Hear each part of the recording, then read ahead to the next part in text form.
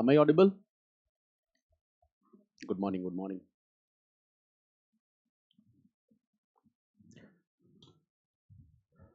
Okay.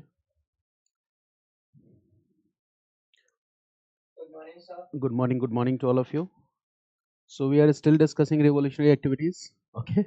There are a few more topics left and we are going to finish that too. Okay. So revolutionary activities, the topic is continued revolutionary activities. Okay. Now, the main theme that we are going to discuss are two themes. ठीक है ना? There are two main themes, but still we need to discuss a lot to understand these two main themes here. One theme is Gadar Party and Gadar Revolution. This is theme one, and the second theme is Chittagong Armory Raid. Chittagong Armory Raid. These are two topics, and these two are very important. Clear? For GS mains also these are very much important. For prelims also these are very much important. So we are going to enter into details because there are some concepts also, and there are a lot of facts that may be asked from these topics in your prelims examination. Clear? So I'm going to start with that part, Chittagong Armory Raid, because जो topic हम पहले पढ़ रहे थे उसके साथ ही continuity में आ जाता है, right? So let's finish this one, and we will also discuss one more aspect, and that is एक और इसमें ऐड कर लो revolutionary activities outside India. It means it was not only confined within India, but it was also confined outside India. ठीक है ना? So these are the three themes that we are going to discuss. So I'm going to start with this one, Chittagong Armory Raid. But before this, we need to understand a story, and through that story, we will enter into that topic. For example, when we discussed about the first phase of revolutionary activities, okay, so one prominent center for first phase of revolutionary activities was Bengal. It was also spread to some other parts of India, right? Also spread to some other parts of India, some other parts of India, but this was the prominent center. Now the same we need to understand in or with respect to the second phase of revolutionary activities. Second phase of revolutionary activities. Here also, okay, one prominent center was Bengal. But we have not discussed Bengal in details yet in the second phase. Because HRA was formed where? In Kanpur. Kakori conspiracy. Kakori near Lucknow. Is it Bengal? नहीं. ठीक है. And HSRA, Firoz Shah Kotla मैदान नई दिल्ली. तो इसमें तो बंगाल आया ही नहीं ना कहीं. Yet, but the revolutionaries were supporting each other. But one part we have discussed, like HRA was formed in Kanpur, HSRA in Firoz Shah Kotla, Kakori conspiracy we also discussed. Okay, so it was in United Province UP near Lucknow. The place name was Kakori. But this stream Bengal we are going to discuss now. That what happened in Bengal in second phase after the suspension of non-cooperation movement. और बताओ कितना genuine question है कि नहीं? ये दिमाग में नहीं आया था ना आपके? हमने कानपुर, दिल्ली और ये सब पढ़ लिया, बट बंगाल तो देखा ही नहीं. और चिटगोंग आर्मरी रेड कहाँ का केस है? बंगाल का केस है. So in order to understand Chittagong Armory Raid, we need to develop a common idea. Common idea of what? In second phase, what are the important developments in Bengal? और उनमें सबसे important development is Chittagong Armory Raid. कितना आसान है? So this is the main theme here, that in second phase of revolutionary activities, that means after the suspension of NCM, it means what? That after the suspension of NCM, it means after 1922, we need to understand that what are the important developments in Bengal region. Bengal region के important developments क्या है? ठीक है. अच्छा देखो, अगर आप NCERT पढ़ भी रहे होगे ना तो उसको रोक देना. अभी बता रहा हूं, क्लास नोट्स पढ़ो. ठीक है. बिकॉज मैं एक दिन में 4 hours से ज़्यादा रिकॉर्ड कर नहीं पाता, तो there are few limitations also, ठीक है ना. So at the same time I am recording Bipin Chandra NCERT book, I am recording R S Sharma, ठीक है. सारी बुक्स की रिकॉर्डिंग बना रहा हूँ क्लास की, ठीक है. और वो सब लाइव प्रीमियर मोड में 9 to 11 PM पे ही चलेगा. It means a time will come when there will be more than 15 courses in history that will be live between 9 to 11 PM on my YouTube channel, ठीक है ना.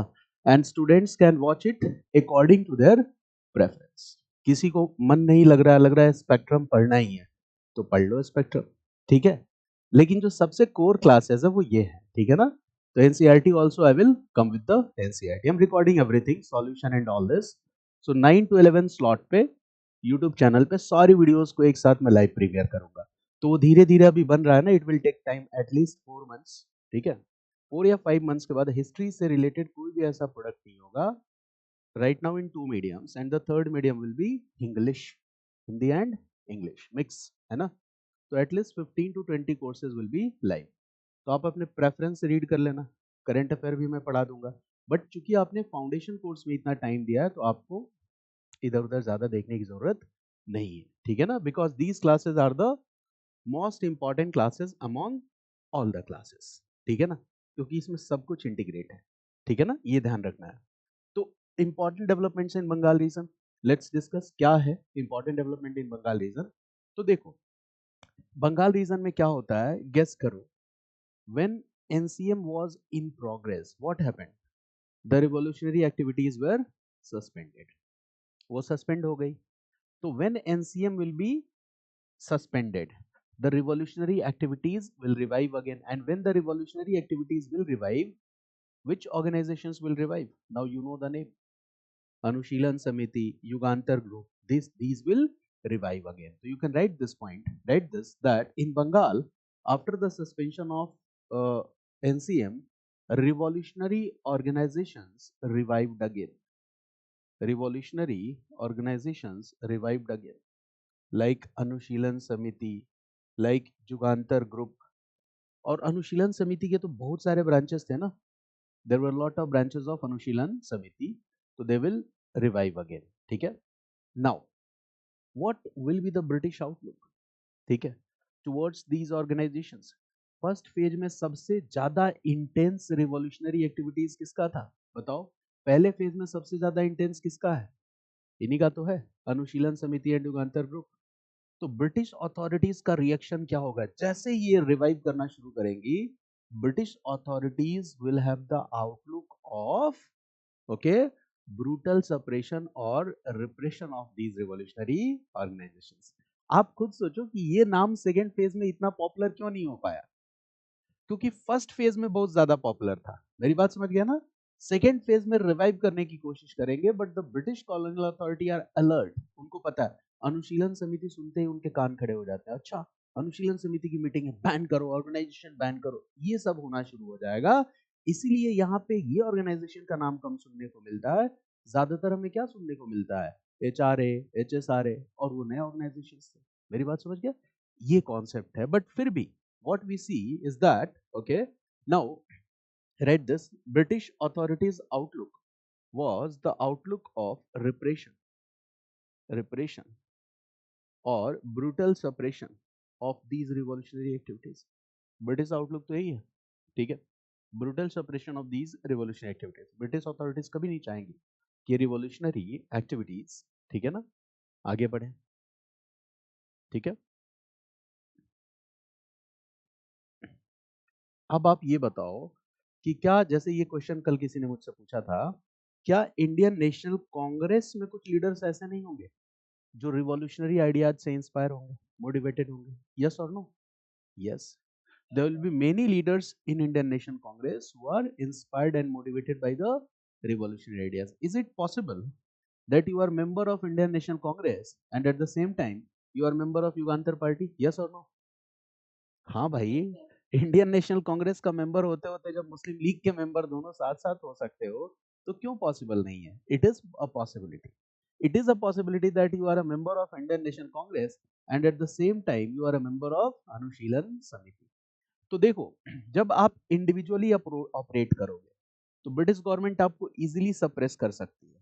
लेकिन अगर आप Indian national Congress का दामन थाम लोगे तो ब्रिटिश अथॉरिटीज के लिए सप्रेस करना क्या हो जाएगा, मुश्किल हो जाएगा, because at this time Indian national Congress was having the identity of one of the largest political party in India. ध्यान से समझना इस बात को क्या कह रहा हूँ। ऑर्गेनाइजेशनल सपोर्ट बहुत बड़ी चीज होती है, ठीक है।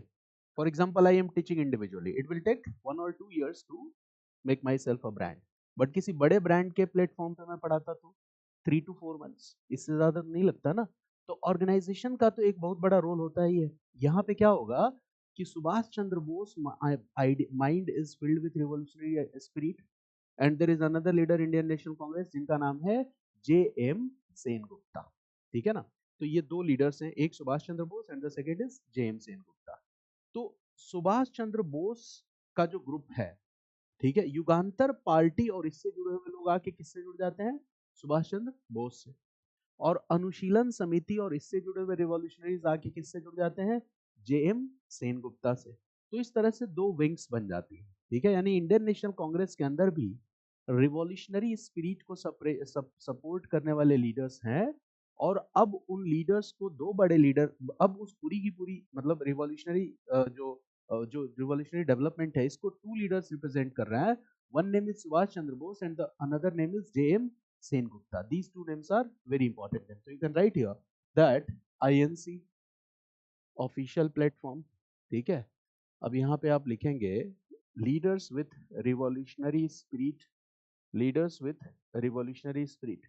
Here two names are very much important. One name is Subhash Chandra Bose. One name is Subhash Chandra Bose, and the second name is J.M. Sen Gupta. J.M. Sen Gupta. One name is Subhash Chandra Bose and the second name is James N. Gupta. Now write this. Anusilan Samiti, revolutionary leaders. Anusilan Samiti, revolutionary leaders will join Subhash Chandra Bose wing.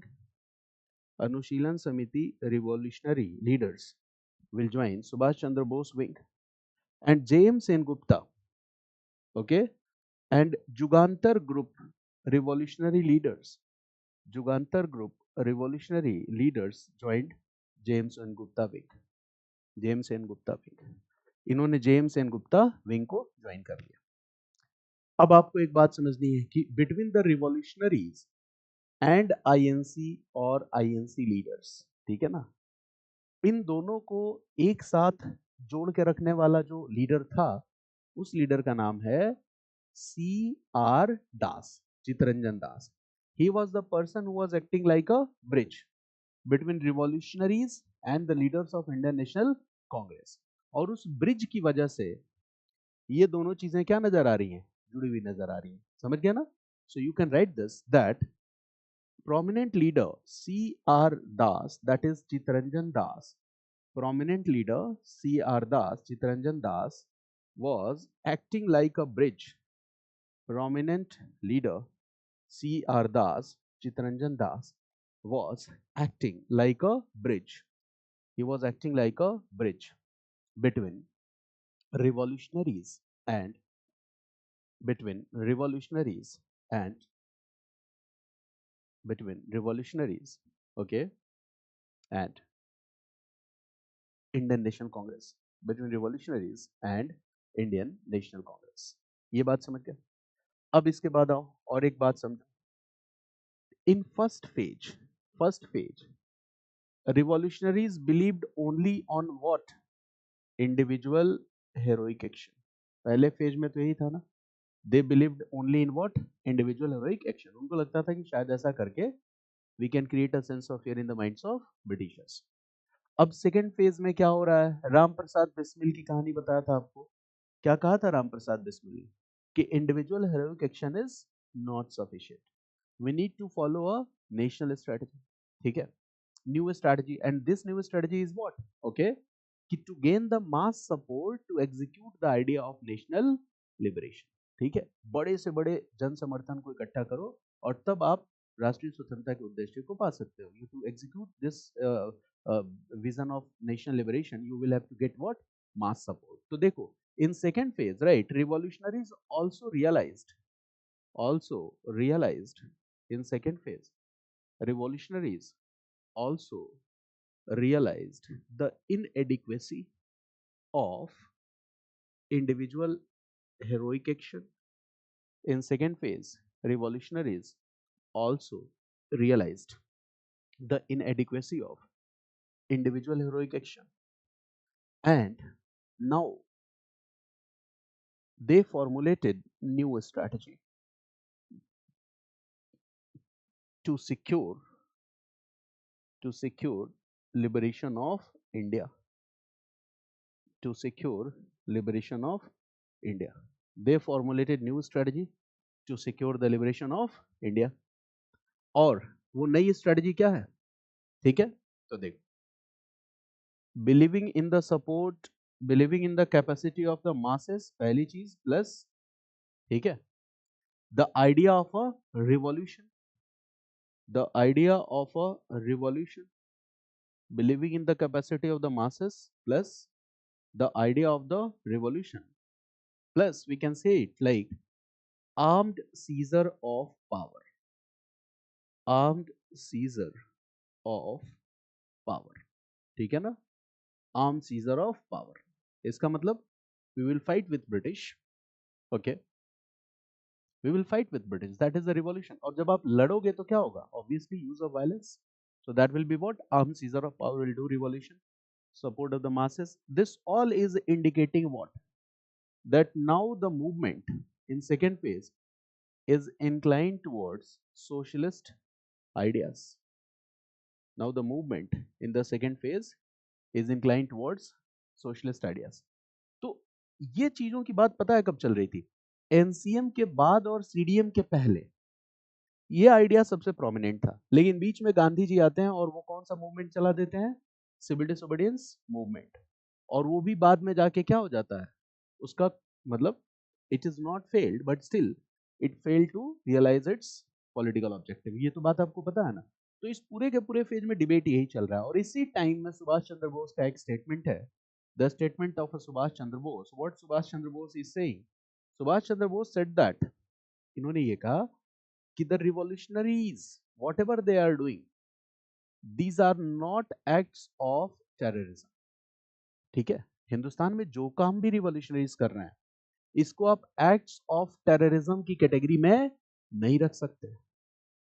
What they are doing, they are trying to ensure the national liberation of India.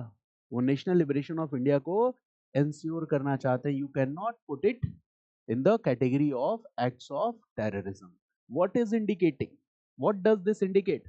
That Subhash Chandra Bose was inclining towards socialistic ideas. Subhash Chandra Bose was inclined towards this new strategy, and Subhash Chandra Bose was supporting the revolutionaries in India. यही हुआ ना? You can write the statement that Subhash Chandra Bose, okay, at the same time, a statement of Subhash Chandra Bose, अपने language में statement समझना है और लिखना है। There is no need कि बुक में जो लिखा वो वही लिखे हम। मेरी बात समझ गया ना?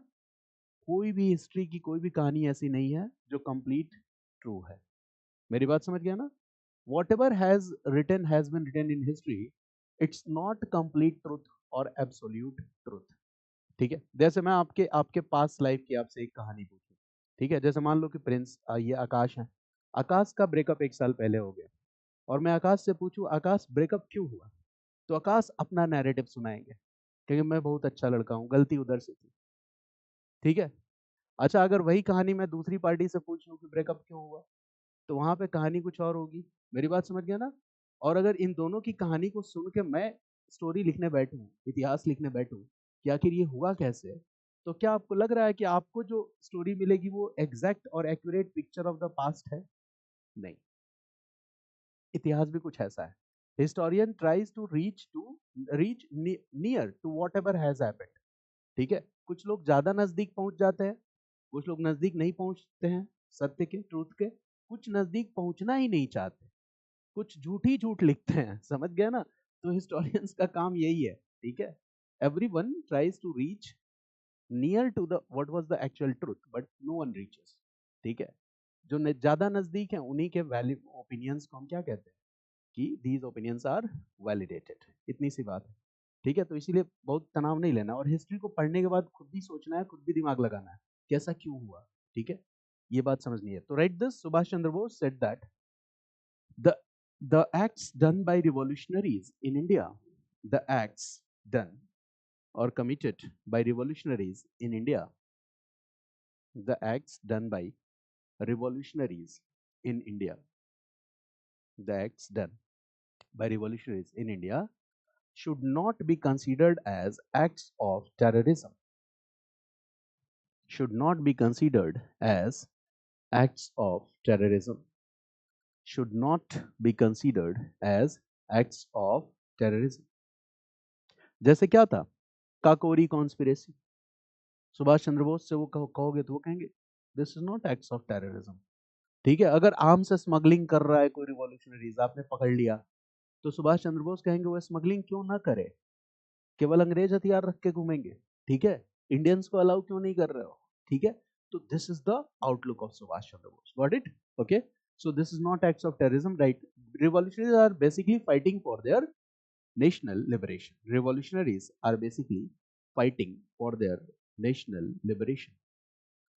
Revolutionaries are basically fighting. Revolutionaries are basically fighting for their national liberation. ठीक है ना? Jawaharlal Nehru also used to, okay, support the acts of revolutionaries. और जवाहरलाल नेहरू को अंग्रेजों ने 2 साल के लिए जेल में इसीलिए डाला था कि जब देखो तब तुम रिवॉल्यूशनरीज की क्या करने लग रहे हो, तरफदारी करने लग रहे हो, वकालत करने लग रहे हो। तो Jawaharlal Nehru also use to support the acts of revolutionaries. But एक प्रॉब्लम है, प्रॉब्लम क्या है, there are old revolutionaries, there are new revolutionaries, new revolutionaries are under the impact of socialist ideas, some revolutionaries are inclined towards official platform of Indian National Congress.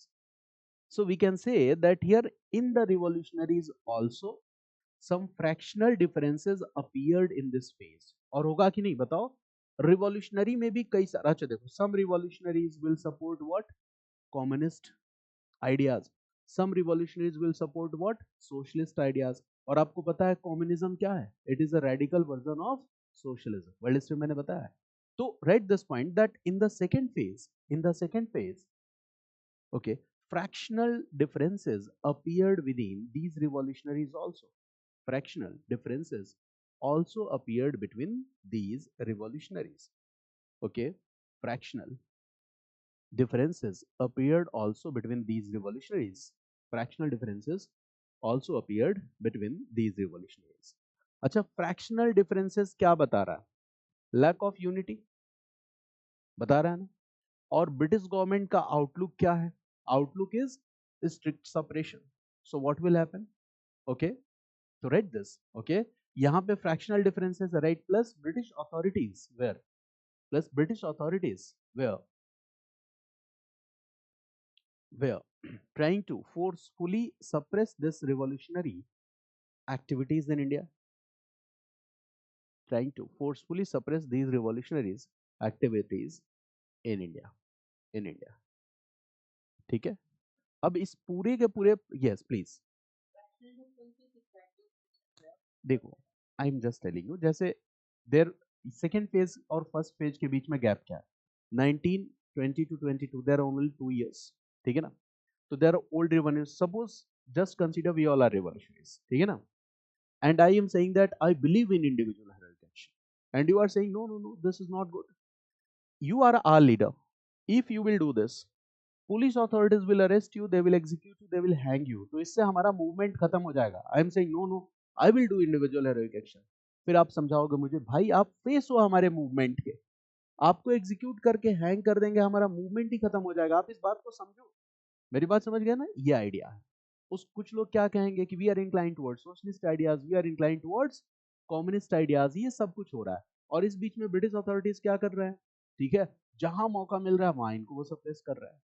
अच्छा, ऐसी condition में, ठीक है, बड़े बड़े जो ग्रुप्स हैं रिवॉल्यूशनरी ऑर्गेनाइजेशंस के, वो डिसअपियर होने लगेंगे कि नहीं, यस, क्योंकि ढूंढ रही है अथॉरिटीज की। अनुशीलन समिति की मीटिंग हुई, छापा मारो वहां, युगांतर ग्रुप की मीटिंग हुई, छापा मारो वहां। तो बताओ, जब इस तरह से फोकस हो जाएगा ब्रिटिश अथॉरिटीज का, तो ऐसी कंडीशन में स्मॉल ग्रुप्स विल अपीयर और not, small groups will appear. Government की नजर किस पे होगी? जो पॉपुलर है, लंबे समय से चला आ रहा है। जैसे मान लो आप किसी डिस्ट्रिक्ट में आईपीएस हो और अचानक आपके जिले में चोरियां बढ़ गई और आप चोर को पकड़ ही नहीं रहे हो, पकड़ नहीं पा रहे हो। रीजन क्या है? कुछ नए चोर आ गए हैं, देयर आर न्यू थीव्स, ठीक है, जिन्होंने अभी अभी वो ऑक्यूपेशन शुरू ही किया है, कहीं भी उनके नाम पे कोई भी केस फाइल नहीं है, तो ऐसे क्रिमिनल्स को पकड़ने में दिक्कत होती है ना। तो मैं यहाँ पे उससे कंपेयर नहीं कर रहा हूँ, but what I am saying that अगर ब्रिटिश अथॉरिटीज हमें सप्रेस कर रही हैं और अगर हम स्मॉल ग्रुप्स बना ले छोटी छोटी जगहों पे, तो हमें ट्रैक करना मुश्किल होगा और हमारे ऊपर एक्शन लेना मुश्किल होगा। तो क्या होगा, नेचुरल आउटकम क्या होगा कि many hundreds of small revolts group will come into existence due to this situation. So at this point that during this period, as a result of these circumstances, during this period, as a result of these circumstances, hundreds of hundreds of smaller revolts group will appear. Hundreds of smaller revolts group will appear. Hundreds of smaller revolts group will appear during this period.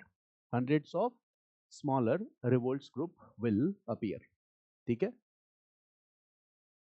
अब देखो, हमें सबके बारे में तो हम पढ़ नहीं सकते, एग्जाम की तैयारी कर रहे हैं, अगर इसी पे एक चैप्टर करना होता तो हम 2-3 घंटे पढ़ते। But here one revolt group is very famous. Hundreds of smaller revolts group will appear. Hundreds of smaller revolts group will appear. But one revolt group became very famous.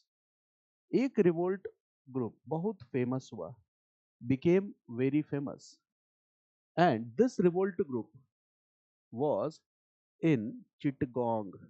ठीक है, चिटगांव और चिटगोंग, चिटगोंग का ये रिवोल्ट ग्रुप था और इस revolt group को lead कर रहे थे Surya Sen. Surya Sen was the leader of this revolt group. मेरी बात समझ गया ना?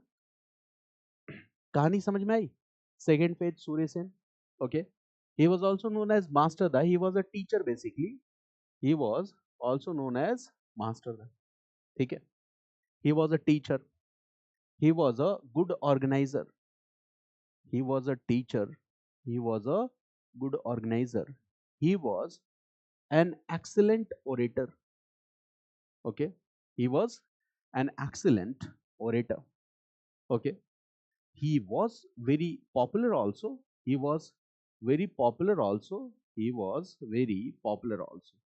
और सबसे खास बात है कि when बिफोर दिस, ठीक है, गांधी का जो नॉन कोऑपरेशन मूवमेंट था उसको भी इन्होंने सपोर्ट किया था. ठीक है ना?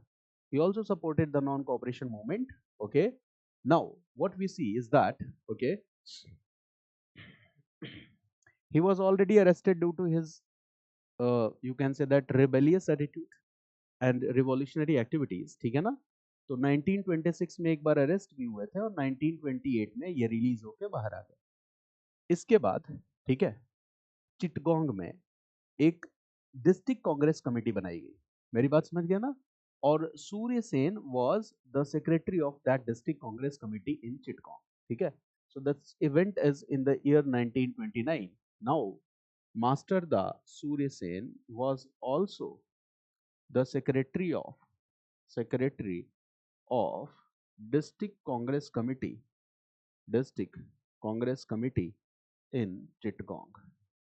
He was the secretary of this district congress committee in Chittagong.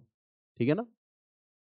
और यहाँ पे इन्होंने एक रिवॉल्यूशनरीज की फौज बनाई, छोटी सी. They were the very dedicated revolutionaries with him, master da Surya Sen के साथ. कौन कौन था सूर्य सेन के साथ? तो you can write some names here. Anant Singh, Anant Singh was there. ठीक है. There is another name, Ganesh Ghosh. Anant Singh, Ganesh Ghosh. Ambika चक्रवर्ती, अंबिका चक्रवर्ती. ठीक है ना? Loknath Paul, Loknath Paul etcetera.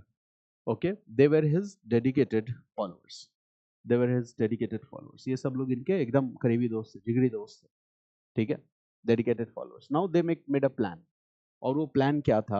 तो देखो, what was that plan? In Chittagong, there was a British armoury. Chittagong में क्या थी? British armoury. आर्मरी का मतलब समझते हो? Where arms and ammunitions are kept, ठीक है ना? So here the British used to keep the arms and ammunitions. और बंगाल पूरा ब्रिटिश रूल में था।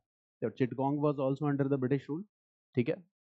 अच्छा, ब्रिटिश की सबसे बड़ी वो खासियत क्या थी कि suppose you are fighting British with Chittagong, they will send, okay, supporting forces from outside, ठीक है।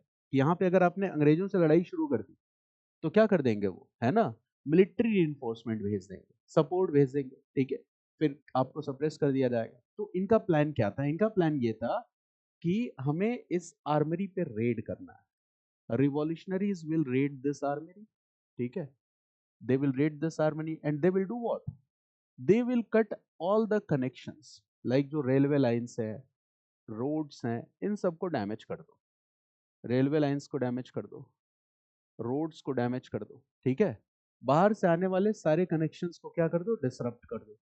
Disrupting all the connections, disrupting all connections, सारे के सारे कनेक्शंस डिसरप्ट कर देना है। आर्मरी रेड करनी है और यहां से मिल जाएगा क्या? आर्म्स एंड एमुनिशंस, ठीक है। And with the help of these arms and ammunitions आपको क्या करना है? यहाँ चिटगोंग में जितने भी पुलिस स्टेशन हैं, ब्रिटिश ऑफिशियल्स हैं, सबको अपने कंट्रोल में ले लेना है, कब्जे में ले लेना है। और फाइनली क्या करना है ना? You will make an announcement that हमने क्या किया है? Now Chittagong is free from the control of British rule. कि चिटगोंग अब ब्रिटिश रूल के कंट्रोल से पूरी तरह से क्या हो चुका है? फ्री हो चुका है, ठीक है। इनका ये प्लान था, ठीक है, कि we will do this and we will do the same in several other districts also. मतलब एक बार ये सक्सेसफुल हो गया प्लान, तो we will do the same in several other districts also, ठीक है। बगल के डिस्ट्रिक्ट में रिवॉल्यूशनरीज चले जाएंगे, वहां के लोगों को समझाएंगे, प्लान बनाएंगे, वहां भी रेड करेंगे। And when they will keep doing this, जब ऐसा होने लगेगा तो व्हाट विल हैपन? इनका भी सोचना वही था कि भारत को आजाद कराने का मतलब क्या है? जो छोटे छोटे डिस्ट्रिक्ट्स हैं, प्रोविंसेस हैं, उनको ब्रिटिश रूल से फ्री कर लो and finally India will be free from the British. And here the revolutionaries are calling themselves as soldiers of Indian Republican Army. वो अपने आप को क्या मान रहा है? रिपब्लिकन आर्मी मान रहा है।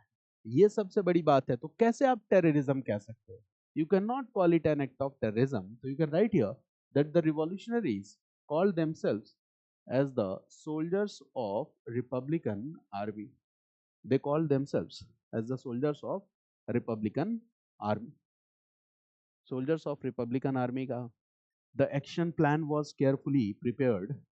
After this, what we see is that the action plan was carefully prepared. The action plan was carefully prepared. ठीक है? Action plan was carefully prepared. ठीक है? They raided this armory. Armory पे छापा डाला. They raised slogans like इनकलाब जिंदाबाद। भगत सिंह जिस बात को कहते थे, डाउन डाउन इंपीरियलिज्म, ठीक है, वो स्लोगन रेज किया, ठीक है। British Raj has come to an end here, यहाँ पे ब्रिटिश शासन खत्म हो गया, ऐसे स्लोगन्स रेज किए। इसके बाद इसके अलावा क्या किया इन्होंने? They also hosted the national flag, अपना झंडा भी फहरा दिया यहाँ पे। They also hosted the national flag, national flag को भी होस्ट किया। What will be the result? ठीक है, they were successful in establishing control over this Chittagong armory, but after some time British will do what? जब उतने बड़े revolt को दबा दिया अंग्रेजों ने, रिवोल्ट ऑफ 1857, तो चिटगोंग आर्मरी रेड को सप्रेस करना कोई बड़ी बात नहीं थी। After some time the British will get help and support from outside, and then all the revolutionaries were arrested, they were tried, they were executed. Surya Sen was also arrested and Surya Sen was hanged. उनको फांसी की सजा दी गई। Okay, so this event is called Chittagong armoury red, ठीक है ना? Chittagong armoury red, ठीक है। 1933 में Surya Sen was arrested and then he was hanged, ठीक है। And now at this point of time Jawaharlal Nehru comes and he does what? He supports the act of revolutionaries in Chittagong, उन्होंने support किया, ठीक है, सूर्य सेन को सपोर्ट किया, कहा ये एक्ट ऑफ टेररिज्म नहीं है। Then what happened, British authorities arrested Jawaharlal Nehru on the charges of sedition. उसको ब्रिटिश अथॉरिटीज क्या कहती थी, देशद्रोह, सिडिशन। मेरी बात समझ गया ना भाई, देश अपना हो तब तो देशद्रोह हो, देश पे शासक कोई और है, the ruler is someone else, तो देशद्रोह कहाँ हुआ। जैसे अभी आप कुछ बोलोगे गवर्नमेंट के खिलाफ, तो वो गवर्नमेंट क्या है, डेमोक्रेटिकली इलेक्टेड गवर्नमेंट है, तो आपका बोलना देश के खिलाफ हो सकता है, बट यहाँ पे कहाँ से sedition, British government is saying that this is an act of sedition and Jawaharlal Nehru was sent to 3 years for jail, ठीक है ना। ये चीजें 3 साल तक इनको जेल भेज दिया गया। अब ये जो चिटगोंग आर्मरी रेड है, this is also important due to many other factors also. This Chittagong armoury raid is also important due to many other factors. उनमें पहला फैक्टर क्या है, okay, radical women, radical women, it means revolutionaries, women who are revolutionaries, and large scale participation of women, this is famous, large scale participation of women, ठीक है। अच्छा, ये approach कैसा approach था, क्या ये आर्म्ड अपराइजिंग का अप्रोच नहीं था, यस, आर्म्ड अपराइजिंग, क्या ये रिवॉल्यूशन जैसा अप्रोच नहीं था, यस, सोशलिस्ट लाइंस वाला अप्रोच नहीं था, हाँ ये वैसा अप्रोच था। और सबसे खास बात यह है कि मैंने पहले भी आपको बोला है कि जो भी रिवॉल्यूशनरी एक्टिविटीज हैं वहां पे कॉम्युनलिज्म नहीं है, it is completely secular in nature. चाहे वो गदर हो, चाहे first phase of revolutionary activities हो, चाहे भगत सिंह और उनके साथी हो, चाहे काकोरी कॉन्स्पिरेसी ले लो, चाहे चिटगोंग आर्मरी रेड ले लो, it was not communal, right, this no communal elements were see, बहुत ही इंपॉर्टेंट बात है, no communal elements were see, it was completely secular in nature, it was completely secular in nature, ठीक है। देखो leader कौन है, Surya Sen, he was a Hindu, ठीक है। अब इसमें देखो मुस्लिम रिवॉल्यूशनरीज भी, जैसे सत्तार है, ये रट्टा मत मारना, एग्जाम में नहीं आएगा, but you must have this idea, ठीक है। आप इस चीज को कहीं भी आप बताओगे ना, ठीक है, मीर अहमद वाज रिवॉल्यूशनरीज, कि आजादी जो है ना ये हम सब की विरासत है, ठीक है, ऐसा नहीं है कि हिंदूज फॉट और मुस्लिम्स, ऐसा कुछ नहीं करना है, ठीक है। इंडिया अगर सेकुलर नेशन, इट मींस हम, it is a collective heritage of all, ठीक है। फकीर अहमद मियाँ, ऐसे बहुत सारे नाम, there are so many names, Fakir Ahmed मियाँ, ठीक है, टुन्नू मियाँ, बहुत सारे नाम है, तो there is no need to remember, but still, ठीक है, दिस आइडिया इज इंपॉर्टेंट कि चाहे वो गदर हो, चाहे first phase of revolutionary activities हो, second phase of revolutionary activities हो, okay, no communal elements were see, Hindus and Muslims both came together, fought together, ठीक है ना, ये सबसे इंपॉर्टेंट है।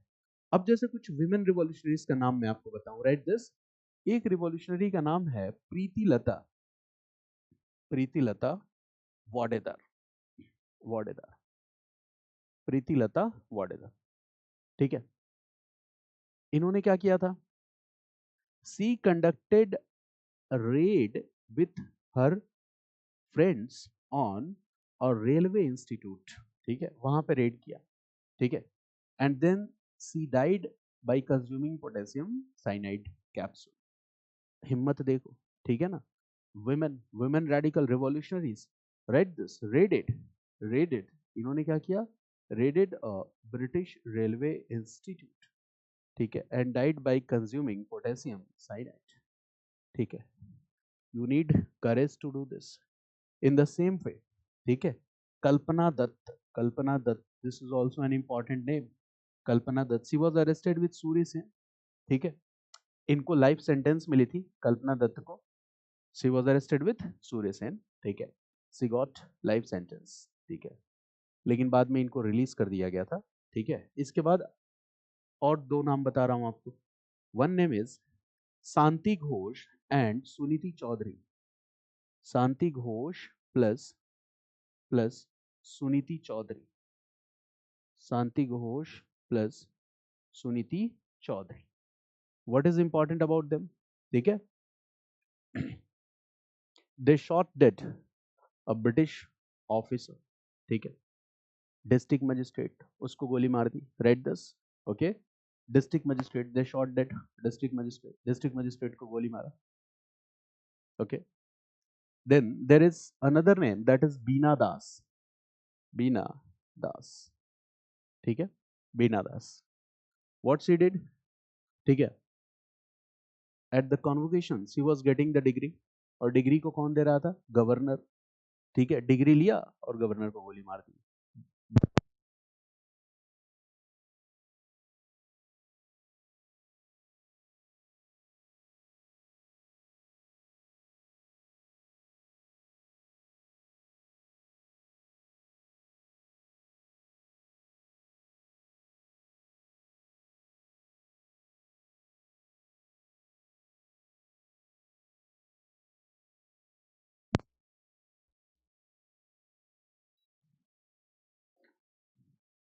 Okay.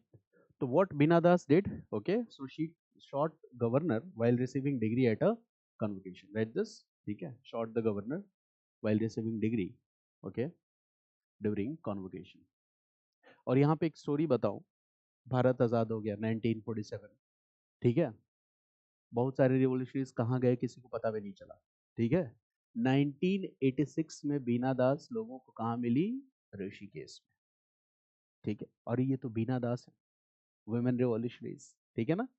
And guru of Bina Das was, political guru of Bina Das was Subhash Chandra Bose. ठीक है. And after independence okay she lost. ठीक है. 1986 ऋषिकेश में मिलती है बीना दास. तो मतलब ये एक वो है कि भाई रिवॉल्यूशनरीज के बारे में जब हिस्ट्री लिखी गई, जैसे मैंने कहा कि there were hundreds of revolt groups, but हमने सिर्फ एक के बारे में पढ़ा, Chittagong armoury raid. There are many others also. ठीक है. तो उनके बारे में भी रिसर्च होनी चाहिए, लिखा जाना चाहिए, लोगों को बताया जाना चाहिए. This point I hope you have got my point. तो इतनी बात आपको समझ में आई. Chittagong armoury raid. Now you will do what? You will practice PYQ from this topic. यहाँ से जो भी पीवाईक्यू के क्वेश्चंस होंगे उनको आप कर लोगे. Now we are entering into the second topic, that is Ghadar movement. Right this Ghadar movement. That's the second topic, Ghadar movement.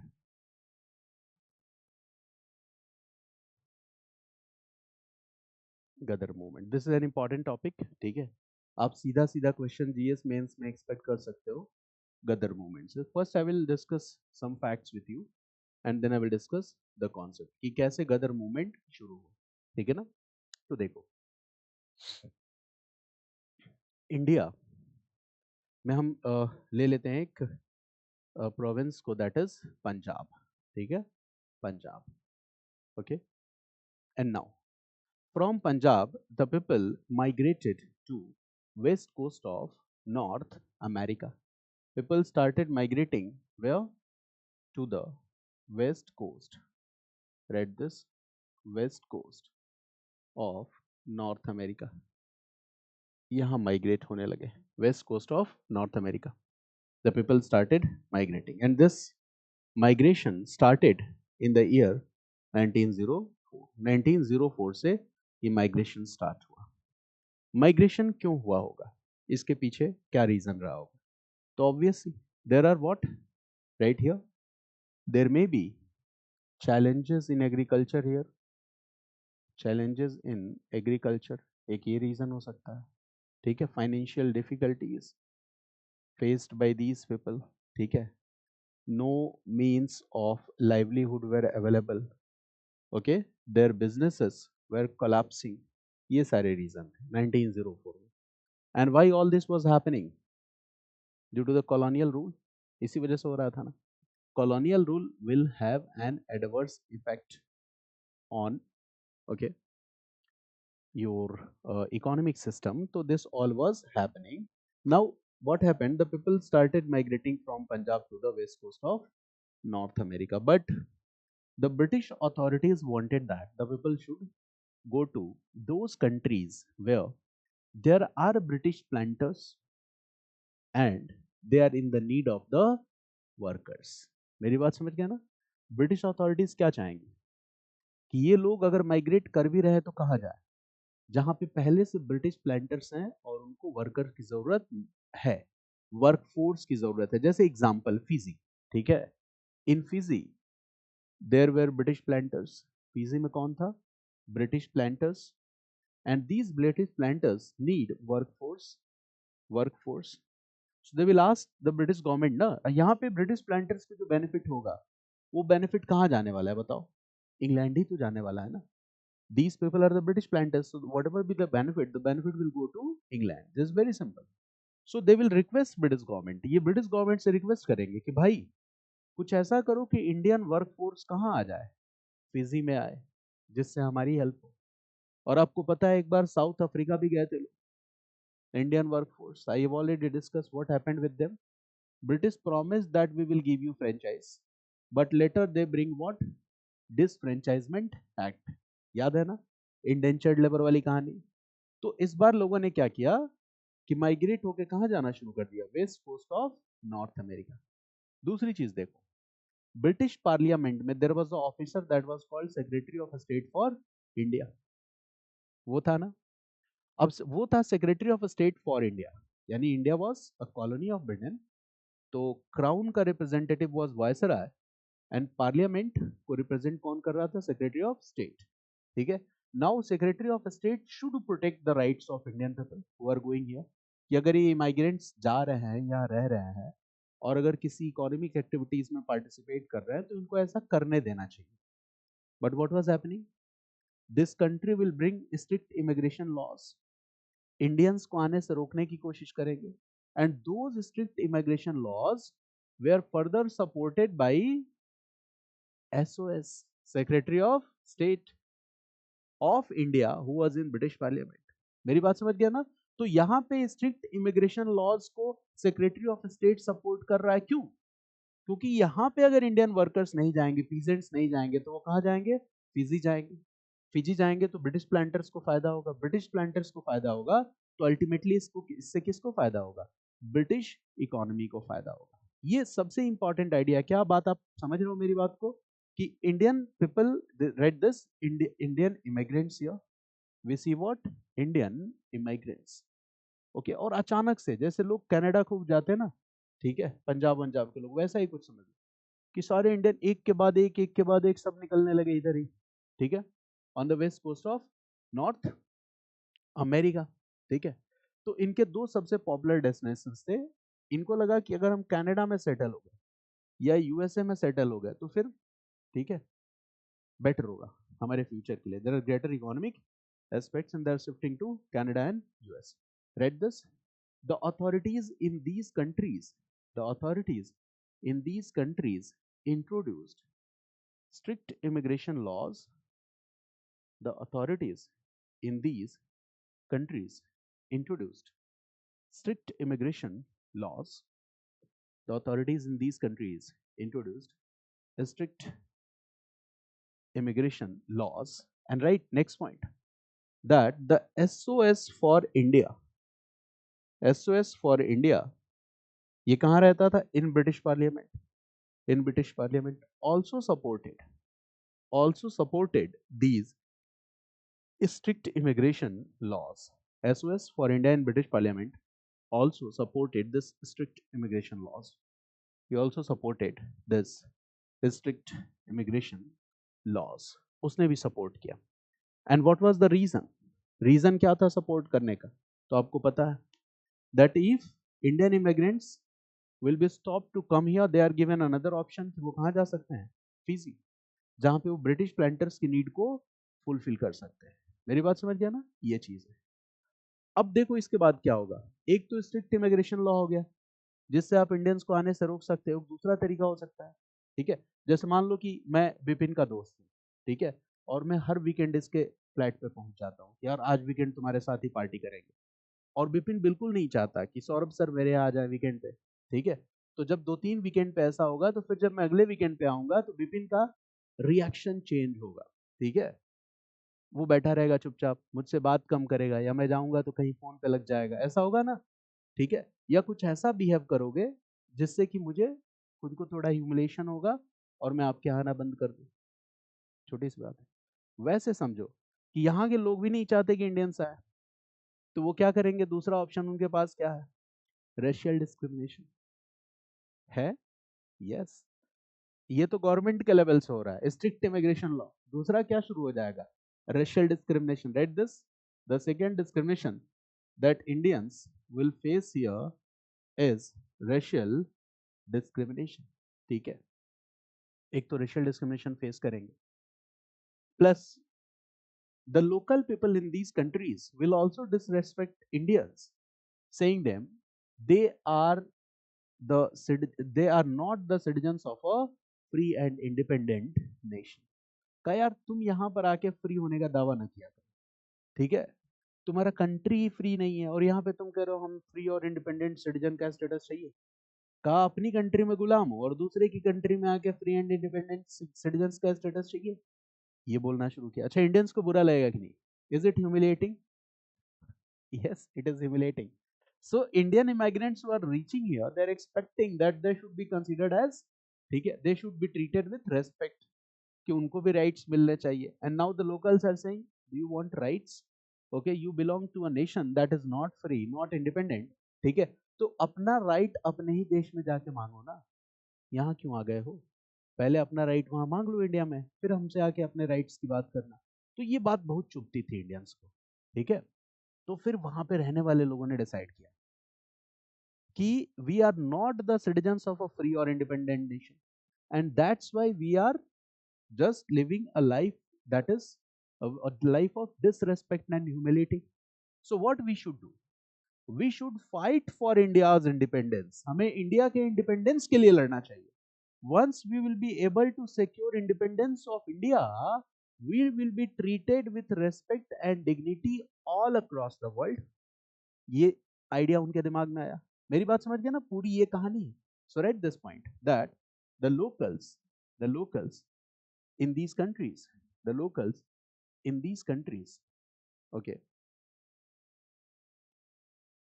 disrespected, have a sense of disrespect and humiliation towards Indians, had a sense of disrespect and humiliation for the Indians, because disrespect and humiliation for the Indians, disrespect and humiliation for the Indians, and the tendency of disrespect and humiliation for the Indians. Okay, right. Next point. Now the Indians realized that. Now the Indians realized that the root cause of all the problems is. Now the Indians realized that the root cause of all these problems is. क्या है इन सभी problems का root cause? That they are the, right this, they are the citizens of a nation that is not free, not independent. They are the citizens of that nation which is not free और not independent. ठीक है, they are the citizens of that nation which is not free और not independent. एक और reason था कि British government नहीं चाहती थी कि यहां जाके आप सेटल हो जाओ। अगर आप यहां जाके सेटल हो जाओगे तो आपको अमेरिकन रिवॉल्यूशन के बारे में पता चलेगा, progressive ideas of American revolution के बारे में पता चलेगा, उससे उसका क्या इम्पैक्ट होगा बताइए। तो ब्रिटिश गवर्नमेंट की ये भी कोशिश थी कि अगर Indians if they will settle here, they will B familiar with the progressive ideas of American revolution and that will be not good, that will not be good for the presence of British rule in India. ठीक है, कहीं ना कहीं वो खतरा होगा। तो ये पूरा का पूरा सिस्टम था। अब इंडियंस धीरे धीरे क्या होने लगेंगे, कंसोलिडेट होने लगेंगे। जैसे देयर वाज अ लीडर क्या, he was a student but he realised that the what the government is doing. जैसे स्टूडेंट्स क्या है, वो ज्यादा अवेयर होते हैं। ठीक है, हिंदुस्तान में अभी सबसे जिंदा लोग कौन है? वो स्टूडेंट्स ही तो हैं, जब तक आप सरकारी नौकरी में नहीं आते हो। ठीक है, सुकरात ने अगर जहर नहीं पिया होता तो मर गया होता। इस बात के पीछे बहुत बड़ा लॉजिक है। ठीक है, जहर पी के तो वैसे ही मर गया। चलिए, now we are coming to the next part. देखो क्या है, there is an important name, write some names here. Okay, एक ऑर्गेनाइजेशन है, पहले कुछ इंपॉर्टेंट नेम्स लिख लो because these facts are asked in prelims exam, तो वो जानना भी जरूरी है, right. Okay, circular e Azad, circular e Azad newspaper, circular e Azad newspaper. यहाँ से फैक्ट्स भी पूछे जाते हैं, this topic is very important. ठीक है, कब ये न्यूज़पेपर पब्लिश किया गया? 1907 में, बाय, राइट द नेम, रामनाथपुरी, रामनाथपुरी, रामनाथपुरी, रामनाथपुरी, ठीक है। सर्कुलर ए आजाद, ठीक है, ये न्यूज़पेपर आया। और रामनाथपुरी कौन है? जैसे स्वदेशी मूवमेंट चल रहा था, तो बहुत सारे लोग ऐसे थे जो बहुत ज्यादा एक्टिव है स्वदेशी मूवमेंट में, तो गवर्नमेंट उनको क्या करेगी, उनके ऊपर एक्शन लेगी। कई बार they will be force to leave India, ठीक है, पॉलिटिकल एग्जाइल, तो इस तरह की चीज है। Right, next point. ओके, एक दूसरा न्यूज़पेपर है free Hindustan, free Hindustan, free Hindustan, free Hindustan. और इस न्यूज़पेपर को कौन लिखता है? Taraknath Das, Taraknath Das, Taraknath Das. Free Hindustan, this newspaper was started by Taraknath Das, ठीक है। In the same way, right, next, in Vancouver, Vancouver फिर से आएगा जब मैं आपको कामागाटामारू एपिसोड बताऊंगा, तो वैंकूवर आएगा, राइट, इन वैंकूवर, कनाडा, इन वैंकूवर, ओके, ग्रेट। स्वदेश सेवक होम वॉज सेटअप, स्वदेश सेवक होम, अब इसके पीछे भी कॉन्सेप्ट बताऊंगा। स्वदेश सेवक होम वॉज सेटअप, स्वदेश सेवक home was set up in Vancouver, स्वदेश सेवक होम वॉज सेटअप। देखो क्या था, लंदन में there was an India house, ठीक है, सेटअप बाय श्यामजी कृष्ण वर्मा। तो Indian students who will go to London, they will get shelter in the India house. मेरी बात समझ गया ना? इंडिया हाउस में उनको शेल्टर मिलता था, वहां पे रिवॉल्यूशनरीज विजिट करते थे, स्टूडेंट्स को मोटिवेट करते थे, ये सब कुछ होता था। तो उसी कॉन्सेप्ट को फॉलो किया गया, and in Vancouver what was setup? स्वदेश सेवक होम वाज सेटअप, ठीक है ना? This is the point here, okay, right, next point. In USA, in USA, in USA, स्वदेश सेवक home in Vancouver, in USA, right? United India House was set up. United India House was set up. और ये सब revolutionaries के अड्डे हैं, समझ गया ना? United India House was set up in USA, United India House was set up in USA. What does this show? The revolutionary activities are confined within India only, और they are also spread outside India, also spread outside India, ठीक है। India home, इसके बारे में भी बताऊंगा, यहाँ पे लिख लो, एक बार और आएगा, रिपीट होगा, तो I will discuss about this, right this, okay. India house, India house in London setup by Shyamji Krishna Varma, ये बाद में आएगा। India house in London, India house in London setup by Shyamji Krishna Varma, India house in London setup by Shyamji Krishna Varma, ठीक है। India house in London setup by Shyamji Krishna Varma. Read this, all these are the spread of revolutionaries, right? This, all these are the examples of the spread of revolutionary activities, all these are the example of spread of revolutionary activities, all these are example of a spread of revolutionary activities, spread of revolutionary activities outside India. This is the spread of revolutionary activities outside India, ठीक है। इसके बाद organisations का नाम लिखो, ठीक है, ये सारे फैक्ट्स इंपॉर्टेंट है, right. First, okay, PCHA, PCHA 1913, PCHA 1913, what is PCHA, right? Pacific Coast Hindustan Association, Pacific Coast Hindustan Association, Pacific Coast Hindustan Association, got it, right? Next point, important leaders associated with this association, name of important leaders who were associated with this PCHA, Pacific Coast Hindustan Association, right? Important leaders, one name is Baba Sohan Singh Bhakna, Baba Sohan Singh Bhakna, Baba Sohan Singh Bhakna. Next important name, Lala Hardayal, Lala Hardayal, Lala Hardayal, Ramchandra, Lala Hardayal, Lala Hardayal. The next name is Ramchandra, and the next name is Barkatullah Ramchandra and Barkatullah Ramchandra and Barkatullah. इनका target क्या होगा? नाम ही है Pacific coast, यानी Pacific coast पे रहने वाले जो इंडियन इमाइग्रेंट्स हैं इनके राइट्स को प्रोटेक्ट करना है। मेरी बात समझ गए ना? इसके लिए फंडिंग जुटानी है, इनके बीच पॉलिटिकल अवेयरनेस को प्रमोट करना है, ठीक है। इनका जो ह्यूमिलिएशन और डिसरेस्पेक्ट हो रहा है उस ह्यूमिलिएशन और डिसरेस्पेक्ट के खिलाफ क्या करनी है? आवाज उठानी है। मेरी बात समझ गया ना? तो ये पूरा का पूरा ऑब्जेक्टिव था इस ऑर्गेनाइजेशन का, ठीक है ना। तो you can write here that what is the objective of this organisation. Objective क्या है?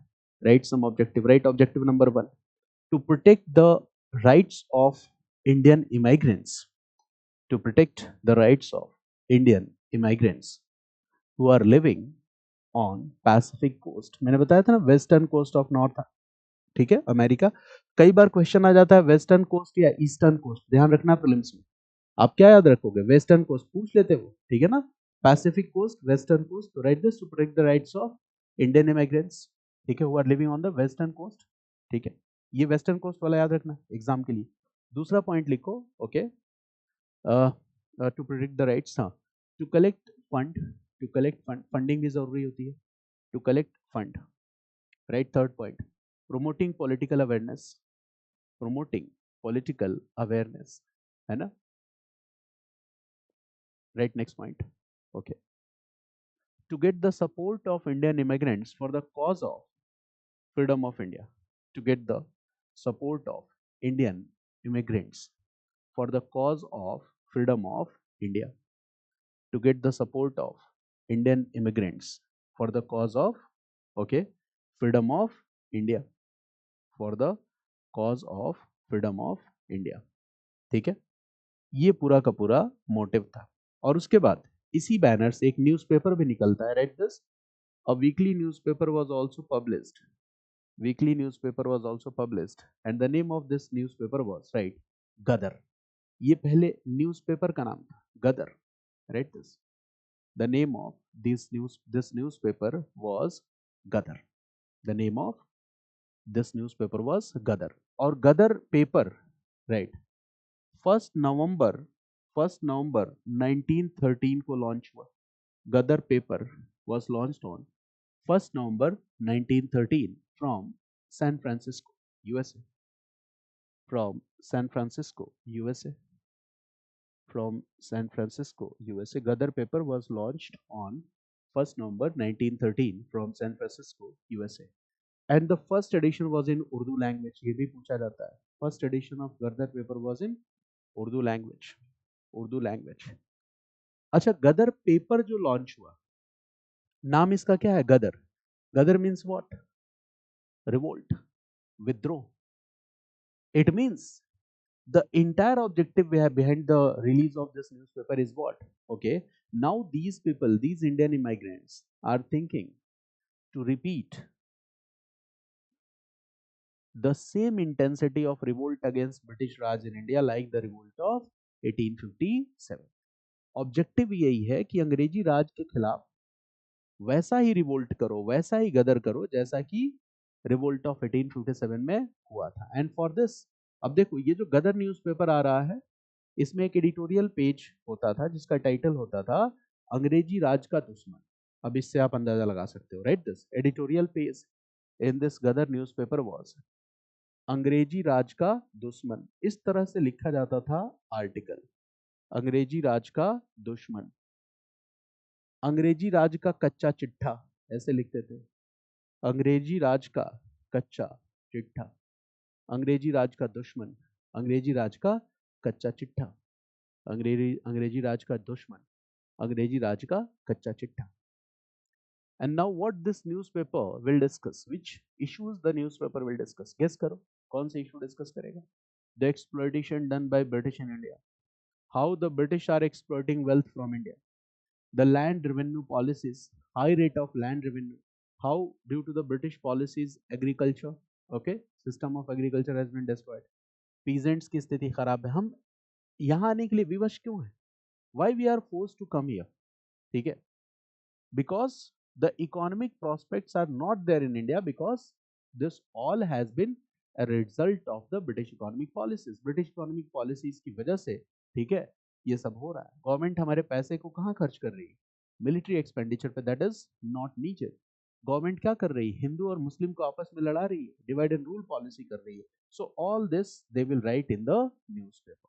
ये सब कुछ ये न्यूज़पेपर में लिखेंगे. अब इनका प्लान क्या है? इनका प्लान ये है कि अब हमें क्या करना है? इंडिया जाना है, और इंडिया जाके जो रिवोल्ट ऑफ 1857 है, वैसे ही रिवोल्ट को दोबारा हमें क्या कर देना है? इनिशिएट कर देना है. Got it? तो right, next point. In November 1913 itself, Ghadar party was also launched. अब पार्टी का भी नाम क्या हो गया? गदर पार्टी. गदर पार्टी. और ये पार्टी अब आ जाएगी मेन चर्चा में, मेन डिस्कशन में. ठीक है ना? Ghadar party was also launched November 1930. Now tell me one thing, that will this Ghadar party supported by the previous leaders whose name you have already written? हाँ, सब आसी पास है ना. ठीक है, ऑब्वियस है, वो नाम भी आ जाएंगे. Plus right, some other prominent names in this Ghadar party. Right, Ghadar party leaders में some other prominent names. Some other prominent names कौन कौन से? Right, name one. Baba Gurmukh Singh. अब पहले वाले भी नेम याद रखने हैं आपको, ठीक है ना? और ये भी, और याद क्या रखना है? रीड इट 2 और 3 टाइम्स, तो एग्जाम में रिकॉल हो जाएगा. बाबा गुरुमुख सिंह. बाबा गुरुमुख सिंह. बाबा गुरुमुख सिंह. करतार सिंह सराबा. Kartar Singh Sarabha. Baba Gurmukh Singh. The next name is Kartar Singh Sarabha. ठीक है. रहमत अली. भाई परमानंद. रहमत अली भाई परमानंद. बाकी सोहन सिंह भागना का नाम आपने पहले ही लिख लिया है. ठीक है. रहमत अली भाई परमानंद, सोहन सिंह भागना एक्सेट्रा. रहमत अली भाई परमानंद, सोहन सिंह भागना एक्सेट्रा. ठीक है.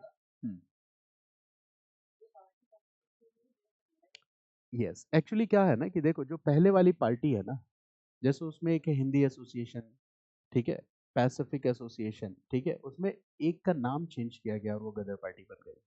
और पहले से चली आ रही जो भी स्ट्रीम्स हैं, उन सबको एक साथ किस में जोड़ दिया जाता है? गदर पार्टी में जोड़ दिया जाता है. And that's why Ghadar party is important. ठीक है ना? गदर पार्टी इंपॉर्टेंट है. और गदर पार्टी का माउथ पीस क्या हो गया? वो गदर न्यूज़पेपर. मेरी बात समझ गया? अब देखो कहानी क्या है. कहानी बहुत इंटरेस्टिंग है. नवंबर 1913 का ये डेवलपमेंट है, और नवंबर 1913 में गदर पार्टी ने क्या किया? यहाँ पे जो भी डिससेटिस्फेक्शन था और जो भी पार्टीज बनी थी इंडियन इमिग्रेंट्स के राइट्स को प्रोटेक्ट करने के लिए, उन सभी मुद्दों को किस पार्टी से जोड़ दिया गया? गदर पार्टी से. तो गदर पार्टी एक तरह से मेन प्रोटेगनिस्ट हो गया, मेन रोल में आ गया. ठीक है ना? And what we see is that just after this in the 1914 second sorry first world war starts here. 1914 to 1918 क्या शुरू हो जाता है? फर्स्ट वर्ल्ड वॉर शुरू हो जाता है. ठीक है. अच्छा, फर्स्ट वर्ल्ड वॉर में ब्रिटेन पार्टिसिपेंट है. हाँ, ब्रिटेन पार्टिसिपेंट है. जर्मनी है, इटली है, ऑस्ट्रिया है. ठीक है, इटली इधर आ जाता है. इसको कौन सपोर्ट करता है? यूएस. अब यहाँ नोट करो, यूएस ब्रिटेन सब साथ ही साथ तो है. ठीक है. अब इसमें क्या होगा? जो गदर रिवॉल्यूशनरीज हैं वो क्या सोचेंगे कि Britain is the participant in First world War, तो this is a situation of difficulty for Britain. Britain is engaged in First world War. तो ये वही टाइम है कि Britain's difficulty should be utilised as opportunity for the Indians. हमको इस मौके का फायदा उठाना चाहिए, और यही वो एक्यूरेट टाइम है जब हमें क्या करने की जरूरत है? गदर करने की जरूरत है, रिवोल्ट करने की जरूरत है. रिवोल्ट ऑफ 1857 जैसे रिवोल्ट को दोबारा रिपीट करने की जरूरत है. This is the idea. मेरी बात समझ गए ना? तो you can write here that first world war starts and Britain was one of the main participants in this war. Britain was one of the main participant in this war. First World War starts. Britain was one of the main participant in this war. ठीक है, Britain यहाँ पे main participant है. Right, next point. Okay, Britain was one of the main participant. Right. Ghadar revolutionaries thought that Gandhar revolutionaries conceived this idea that Britain's difficulty should be. Gandhar revolutionaries thought this idea or perceived this idea that Britain's difficulty should be used or utilized. Britain's difficulty should be used or utilized as an opportunity for the Indians. ये मुद्दा है. Britain's difficulty should be used or utilized as an opportunity for the Indians. ठीक है. तो ये कैसे opportunity के रूप में यूटिलाइज किया जाएगा, आप खुद बताओ. अब ये लोग आपस में प्लान बनाएंगे. वो प्लान क्या है कि जितने इंडियन इमाइग्रेंट्स यहाँ रह रहे हैं अपने बैंक अकाउंट से सारा पैसा निकाल लें. ठीक है. अपनी जो भी प्रॉपर्टी है वो बेच दे और सब कहाँ चले, इंडिया. और इंडिया चल के वहां क्या करना है हमें, वहां के लोकल्स को अपने साथ लेके और रिवोल्ट ऑफ 1847 जैसा रिवोल्ट है ना दोबारा कर देना है. अब ये इनका प्लान है. अब बताओ इस टाइम पीरियड में ब्रिटिश गवर्नमेंट कैसे इनको रोकने की कोशिश करेगी. पहली चीज, इसके लिए इंडियन इमिग्रेंट्स को कहां पहुंचना होगा, इंडिया पहुंचना होगा. तो ब्रिटिश गवर्नमेंट क्या करेगी, या वहां की जो कनाडा में या यूएस की जो गवर्नमेंट है वो क्या करेंगे, रिस्ट्रिक्शंस ऑन इमिग्रेशंस. ठीक है. आने जाने पे प्रतिबंध लगा देंगे, रिस्ट्रिक्शंस लगा देंगे. ठीक है ना. तमाम तरह के रिस्ट्रिक्शंस लगाएंगे. उन्हीं रिस्ट्रिक्शन से जुड़ी हुई एक घटना है जिसको हम कहते हैं Komagata Maru episode. So this we need to understand. ठीक है ना. ये बात आप समझ गया ना कि ऑब्जेक्टिव क्या था, what is the objective of the revolution is here that okay. यहां से क्या करना है कि they will leave they will reach to India, and in India they will support a movement like the revolt of 1857 again. इसको repeat करना है, बस ये आइडिया. रिवोल्ट ऑफ 1857 जैसे मैसिव रिवोल्ट को रिपीट करना है. एक जगह चूक गए ये लोग, और वो क्या था, आप ये बात बैठ के कहाँ सोच रहे हो, वैंकूवर में, कनाडा में, यूएस में. अगर इंडियंस ये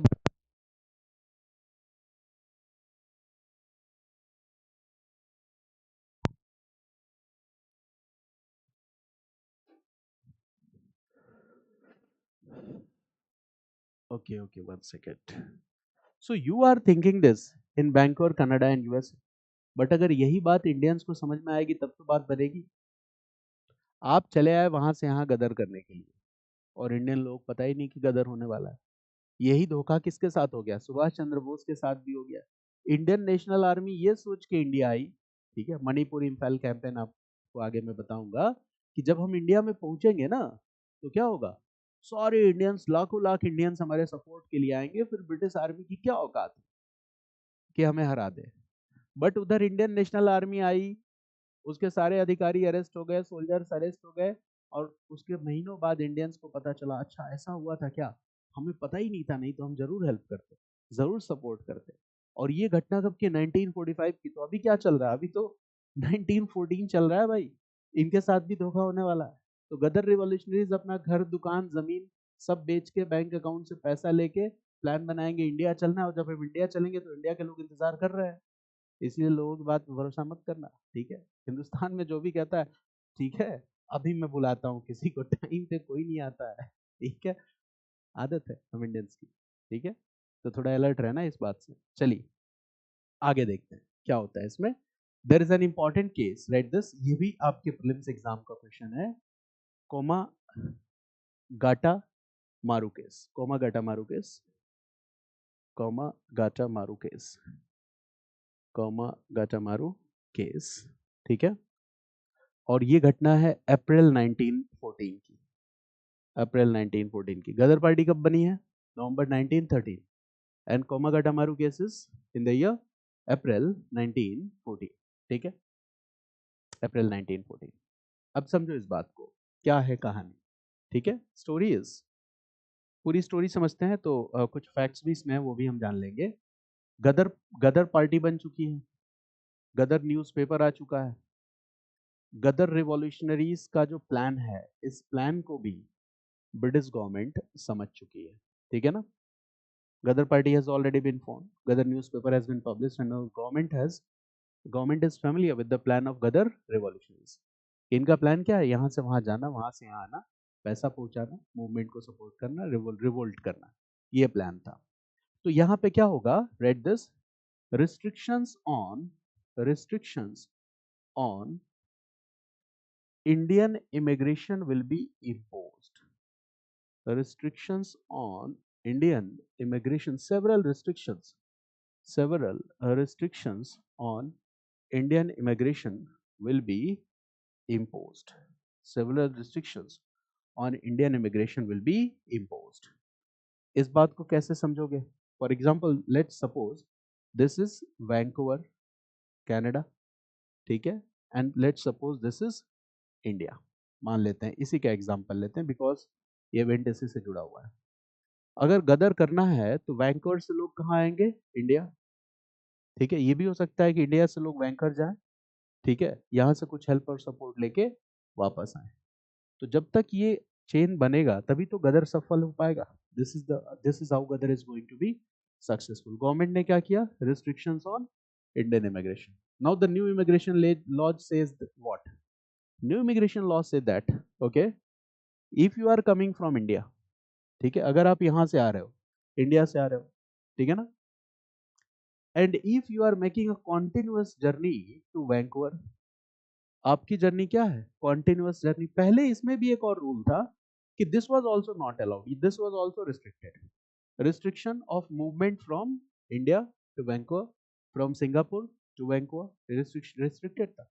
but later Supreme Court allowed, Supreme Court ने कहा वहां पे कि yes, this movement is allowed if this is a single continuous journey. The movement is allowed if this is a single continuous journey. अगर journey कहीं में break नहीं है तो you are allowed to enter Vancouver starting from India और Singapore. अगर आप यहाँ से चलते हो और अगर आपकी शिप डायरेक्टली कहाँ तक आती है? वैंकूवर तक, बीच में कहीं रुकती नहीं है, कहीं पे उसका स्टॉपेज नहीं है, तो उस केस में you are allowed to enter into Vancouver, ठीक है। ये प्लान था। और गवर्नमेंट ने ऐसा रूल क्यों बनाया? बिकॉज कोई शिपिंग कंपनी ये फैसिलिटी देती ही नहीं थी, ठीक है, कि बिना किसी स्टॉपेज के आपको वैंकूवर पहुंचा देंगे। मेरी बात समझ गए ना?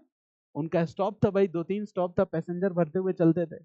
गवर्नमेंट बहुत होशियार है, गवर्नमेंट ने अलाउ भी कर दिया और आप जा भी नहीं सकते हो। गवर्नमेंट ने कहा देखो, you are allowed to come if this is a single continuous journey to Vancouver. और ये भी सुप्रीम कोर्ट ने बोला था, तब ये पॉसिबल हुआ, ठीक है। Now this decision, motivated by this decision, okay, what will happen? Okay, there is a revolutionary kya kya, he was a businessman, okay, and he hired a ship. The name of this ship was Komagatamaru, okay, it was a Japanese ship. तो जापानी ship को book किया गया। इस ship का नाम था Komagatamaru, right this, okay. Gurdit Singh, Gurdit Singh was the ship, was the ship who did what, who hired or who rented a ship, who rented a ship, और शिप का नाम था कोमागाटामारू। ये शिप का नाम था Komagata Maru. This was the name of the ship, the ship was rented, ठीक है। और इस शिप को कहाँ जाना था? इंडियंस को लेके वैंकूवर जाना था, ठीक है, कनाडा जाना था, ठीक है। ब्रिटिश कोलंबिया, उस समय वो ब्रिटिश कोलंबिया का हिस्सा था, तो वहां जाना था। तो the ship will start it's journey from Hong Kong, Hong Kong से इसकी जर्नी स्टार्ट होगी। टेक्निकली इसको हांगकांग से सीधे कहाँ जाना चाहिए था? वैंकूवर, यहाँ जाना चाहिए था, ठीक है। बट इसने स्टॉप लिया, ठीक है, मोजी में स्टॉप लिया, याकोहामा में स्टॉप लिया। तो the ship, okay, has stops at Moji, the ships has stopped at Yokohama, Yokohama. और जहां जहां शिप रुकती थी, ठीक है, वहां पे कौन चढ़ जाता था शिप पे? रिवॉल्यूशनरीज। जैसे आप बस से जाते हो तो किसी भी बस स्टॉप पे रुकते हो तो कुछ लोग आ जाते हैं अपना सामान बेचने के लिए, ठीक है, कि मूंगफली ले लो, चने ले लो। उसी तरह से ये शिप मोजी में रुकी, याकोहामा में रुकी, रेवोल्यूशनरीज आ गए, उन्होंने अपने पर्चे वर्चे बांटे, ठीक है, कमाई, गदर करना है इंडिया में, 1857 जैसा रिवोल्ट दोबारा करना है, और फिर ये शिप आगे बढ़ गई। तो टोटल इस पे 376 पैसेंजर्स वे देयर। शुरू में 150 पैसेंजर्स थे, बट पैसेंजर्स ऐड होते चले गए, and finally the ship reach to Vancouver, Vancouver पहुंच गई। अब गवर्नमेंट ने क्या किया? ठीक है, शिप तो पहुंच गई Vancouver, but the people are not allowed to, okay, enter into Vancouver. Canadian government was already prepared, ठीक है, The ship was not allowed. The people on the ship were not allowed. Okay, then what will happen? They waited there. Okay, वहां पे लोगों ने इंतजार किया, and finally the government was not ready to give permission and the ship returned again. दोबारा return की, तो दोबारा शिप ऐसे रिटर्न करते हुए हांगकांग, और फिर ये आ गई इंडिया, कलकत्ता पोर्ट तक ये आई, कलकत्ता बजबज पोर्ट तक ये आई। और जब यहाँ पे शिप से लोग उतरे तो काफी लंबी जर्नी इनकी हो गई थी, ठीक है, जहाँ जाना था वहां नहीं पहुंच पाए थे, तो लोग बहुत गुस्से में थे। तो क्या होगा इनका, ठीक है, कुछ हाथापाई होगी, मुठभेड़ होगी, and the data said that about 18 people were killed when the ship, okay, the people were deboarded in Bajbaj port, Calcutta, ठीक है, and this news was very much popular during that time, ठीक है, ये बहुत ही popular news रहा, ठीक है। अब आप समझ गए, तो ये जर्नी पूरी की पूरी थी अप्रैल, मई, जून, जुलाई, अगस्त, सितंबर, ठीक है, पूरा प्रीलिम से मेंस तक का टाइम था, इस शिप में लोगों ने अपना टाइम निकाल दिया, ठीक है। तो this news was very popular. तो अब आप समझ गए कि ये रीजन क्या था, कोमागाटामारू केस क्यों पॉपुलर था, why British authorities, okay, or you can say that the authorities in Canada, they were not allowing the Indian people to deboard the ship. This was the reason that they want to discourage or they want to suppress the Gadar movement. अब कमी कहाँ से हो गई? You are planning to launch a Gadar in India. आप India में गदर करने की बात सोच रहे हो, but Indian masses are not well informed or prepared for this. Gandhi क्या करते थे? In every movement Gandhi did what? जैसे सॉल्ट सत्याग्रह इशू को चूज किया, तो पहले क्या था? This is the most important thing that you will have to familiarise the masses regarding the issue. लोगों को पहले पता चलना चाहिए, लोग पता ही नहीं चलेगा तो क्या कर लोगे? For example, I am teaching, I am putting videos on YouTube, ठीक है, but the people are not knowing, तो उनको पता होने में भी टाइम लगेगा, 6 मंथ 1 ईयर लग सकता है। मेरी बात समझ गए ना? This is the most important thing that the people must be familiar with you. मेरी बात समझ गया ना? तो इसके लिए मार्केटाइज करना पड़ेगा, हम वही तो कर रहे हैं आकाश, ठीक है, और हम जैसे मार्केटाइज कर रहे हैं कोई और कर नहीं पाएगा। लोग ट्रेलर दिखाते हैं, हम पूरी फिल्म दिखा रहे हैं, ठीक है, कोई कर नहीं पाएगा। People can spend lakhs and crores of rupees on advertisement, ठीक है, ट्रेलर दिखाने में, but what will happen? I will put the classes live, जो कर नहीं सकते आप, ठीक है। चलिए, तो this is happening, got this. तो गदर मूवमेंट वाज इट सक्सेसफुल? क्या ये सक्सेसफुल रहा? बताओ।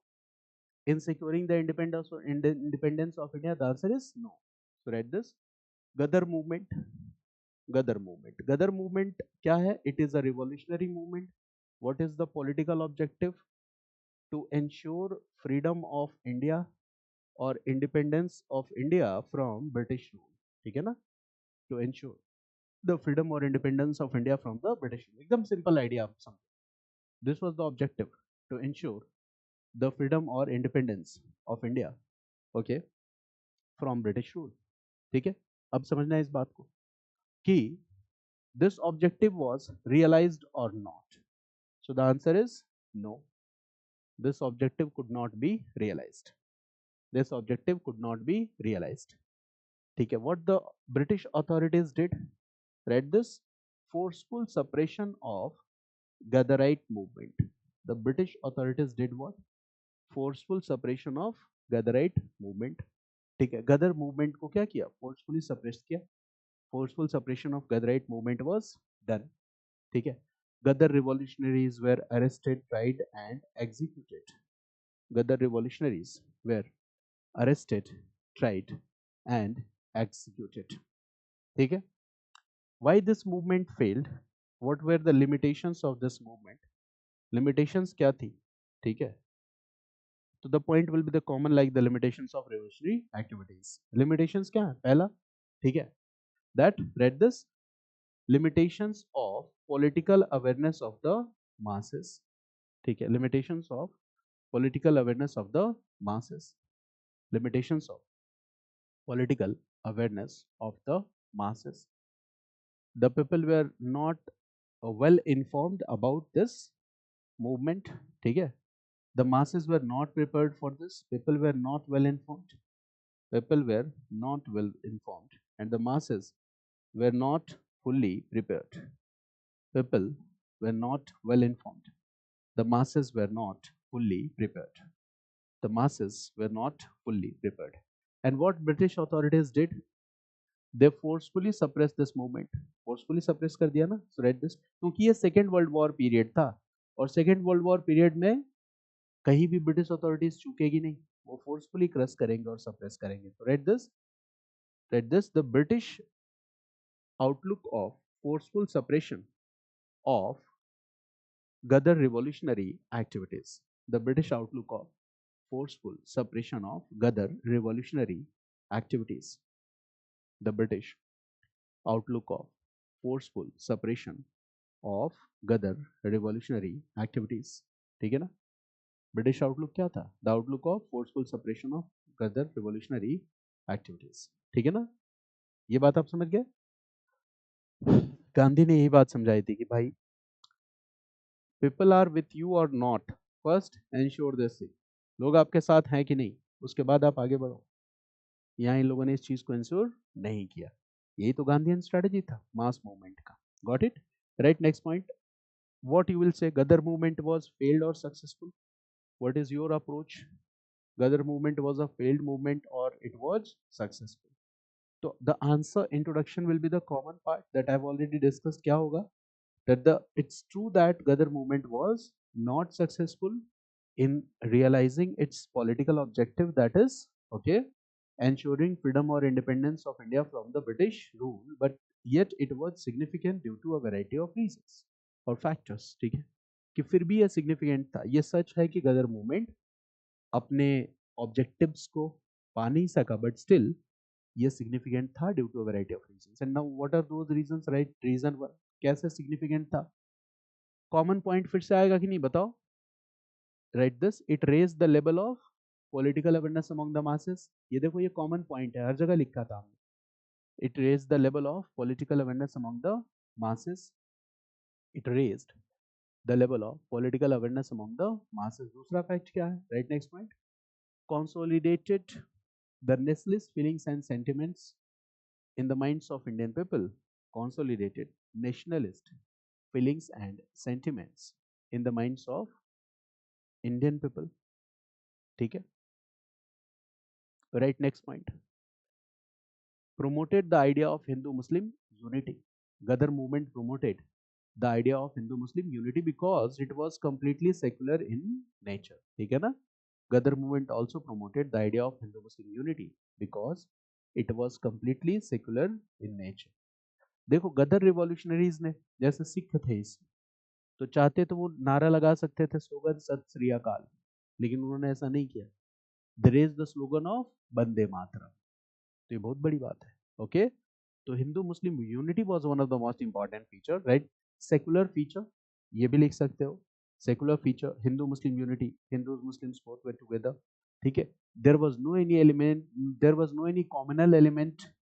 और वो पूरे के पूरे रिवॉल्यूशनरी एक्टिविटीज में कहीं पे भी आपको कॉमनल एलिमेंट नहीं दिखता. There was no any communal element. ठीक है. चाहो तो इंपॉर्टेंट नोट में लिख सकते हो कि the Sikh revolutionaries, okay, adopted, or the Ghadar revolutionaries or Sikh revolutionaries particularly adopted Bande Mataram as the slogan. ठीक है.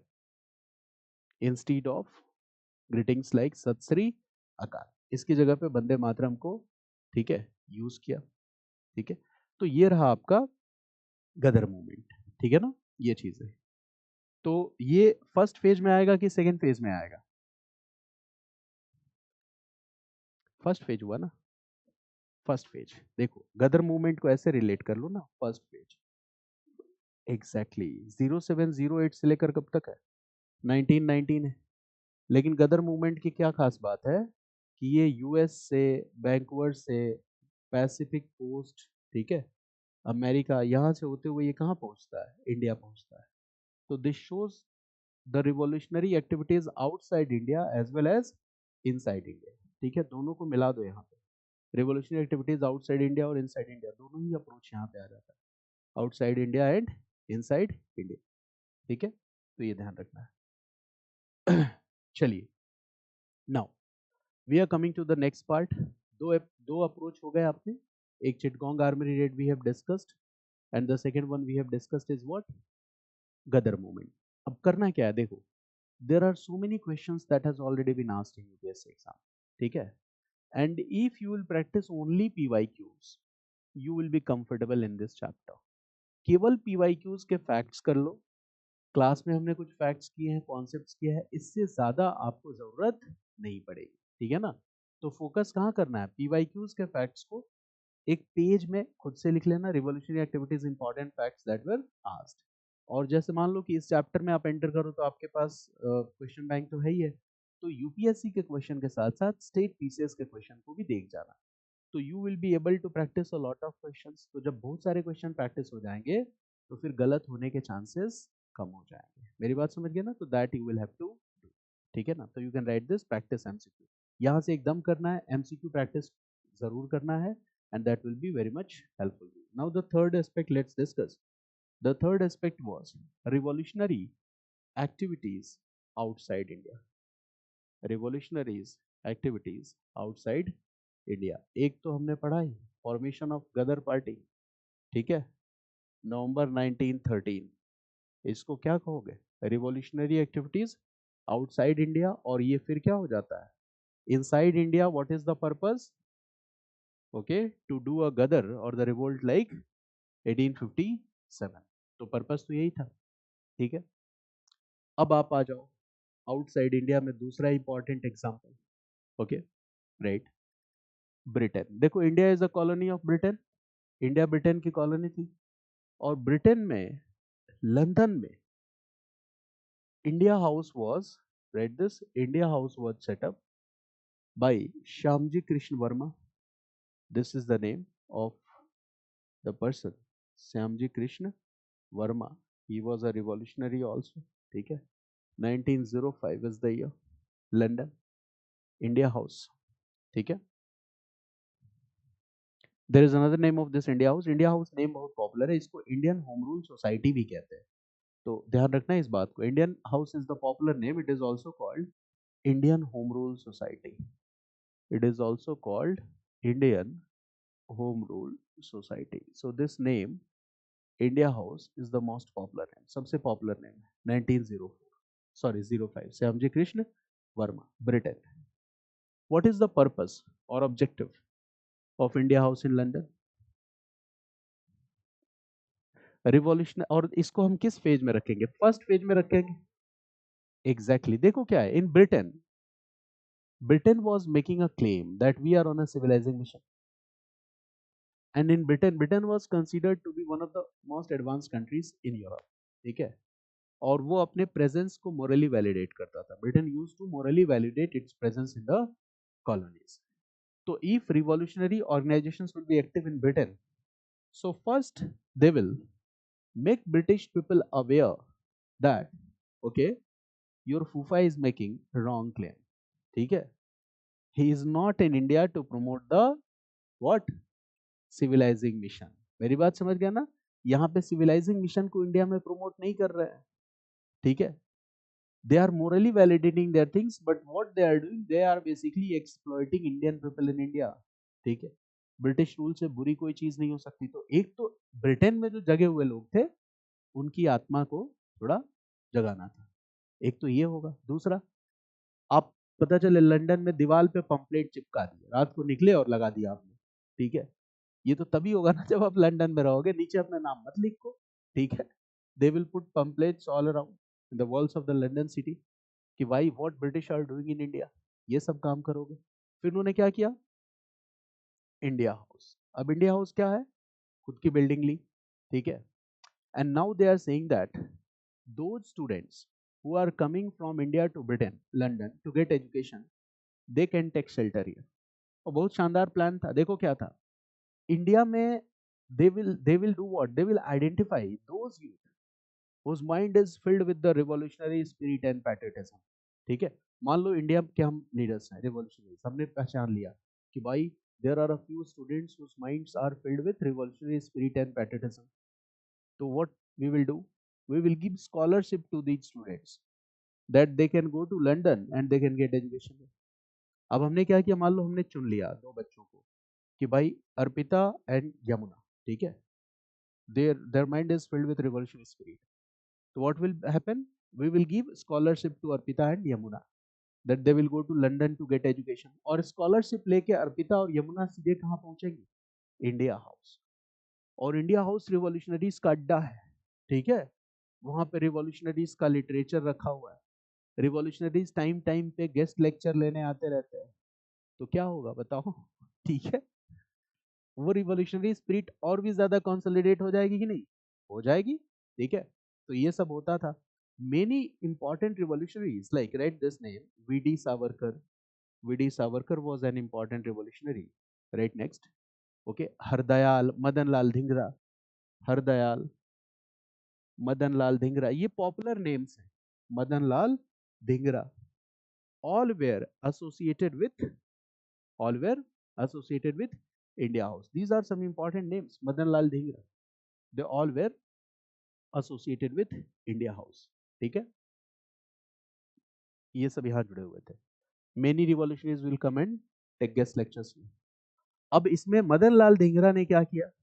ठीक है, इन्होंने एक रिवॉल्यूशनरी एक्ट को अंजाम दिया. ठीक है, and the year was 1919. Right, this year was 1919. Madan Lal Dhingra killed William Curzon Wiley. Right, this William Curzon Wiley. Madan Lal Dhingra killed William Curzon Wiley. ठीक है,